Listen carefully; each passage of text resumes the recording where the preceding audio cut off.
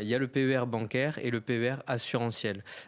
Attention, ne pas opposer l'appellation PER bancaire au fait que les banques peuvent faire du PER assurantiel. En pratique, d'ailleurs, la plupart des banques proposent du PER assurantiel. Elles passent pour ça par des sous-traitants, des compagnies de sous-traitance propres pour pouvoir proposer du PER assurantiel. Le PER bancaire, c'est un support qui est un peu moins connu du grand public et qui va être un peu moins commercialisé, même par les banques.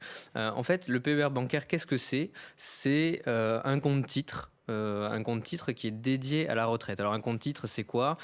C'est un compte qui me permet de passer des ordres sur les marchés financiers.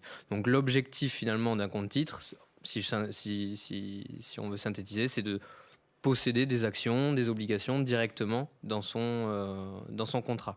Donc finalement, le PER bancaire, ce qu'il faut retenir, c'est que c'est un compte titre. Ça va me permettre d'avoir des titres vifs, des actions en direct, des obligations en direct, ce que ne permet pas le PER assurantiel, qui va être sur des fonds plutôt classiques, OPC ou autres.